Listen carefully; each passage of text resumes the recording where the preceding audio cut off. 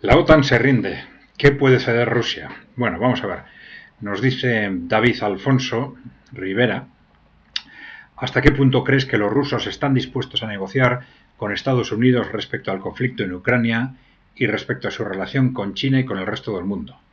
¿Qué podrían ceder teniendo en cuenta los costos que ha tenido esta guerra para Rusia? ¿Y qué podrían solicitar como garantías para no ser engañados de nuevo? Bien, vamos a ver. Sintetizando, yo creo que aquí hay dos temas. Territorios, por un lado, y el estatus institucional de Ucrania, por el otro. Vamos a ver, para entenderlo. Vamos a ver, os voy a poner un mapa.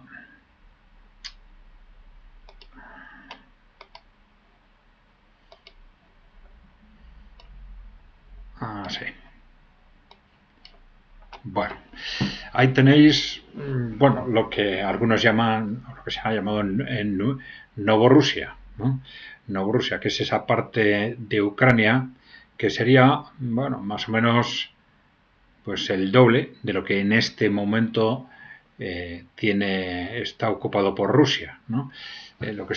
Ahí tenéis Luhansk, Donetsk, Zaporilla, Kherson, Crimea también, aunque ahí aparece en gris.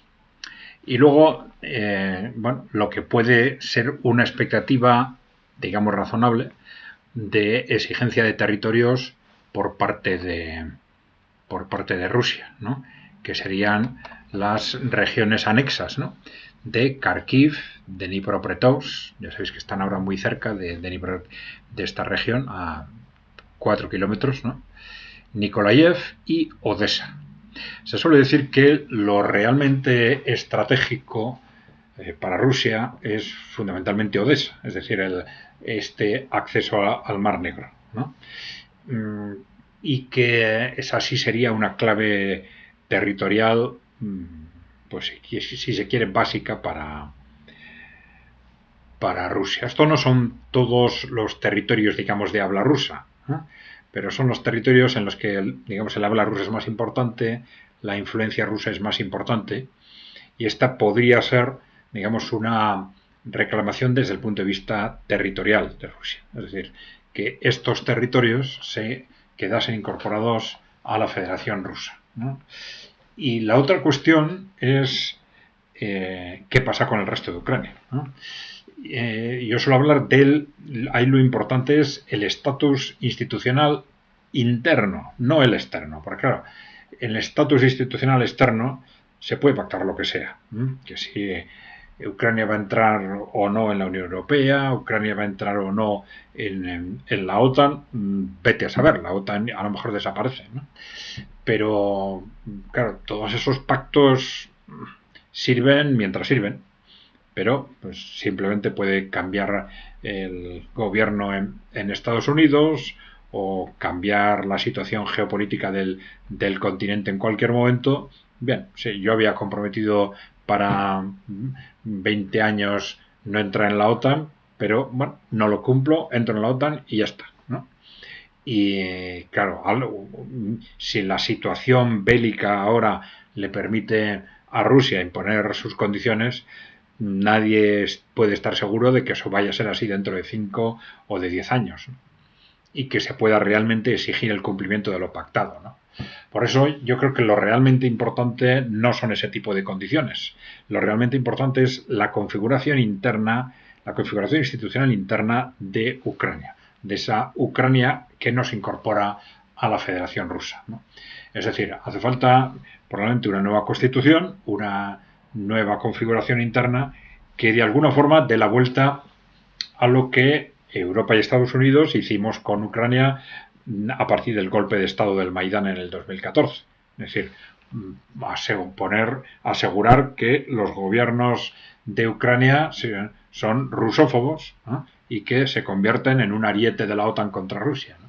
Pues ahora hay que hacer lo contrario, es decir, que hacer un objetivo claro de Rusia, lógicamente sería este, ¿no? Es decir, que internamente Ucrania tenga una configuración institucional tal que de forma natural sitúe a Ucrania o en un contexto de neutralidad o en un contexto de relaciones normalizadas con Rusia o con Bielorrusia, por ejemplo, ¿por qué no? ¿No?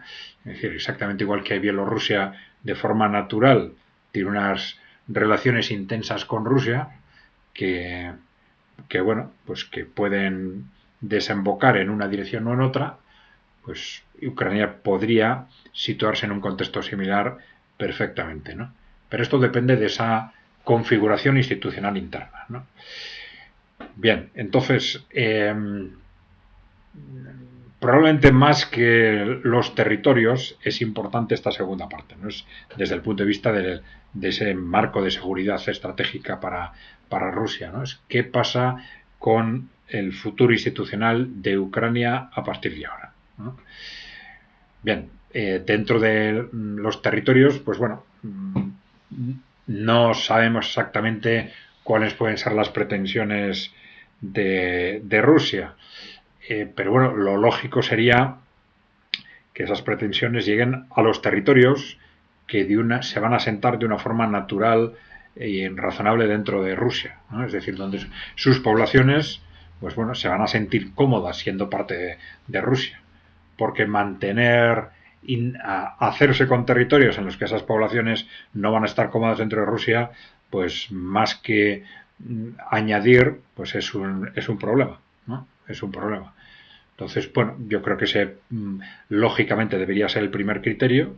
Y el segundo, ya digo, para el resto de Ucrania, ahí ya sabéis que hay otras dudas sobre los territorios más al oeste, en qué medida pues puede haber aspiraciones territoriales, o hay aspiraciones territoriales de Polonia o de Hungría, ¿no?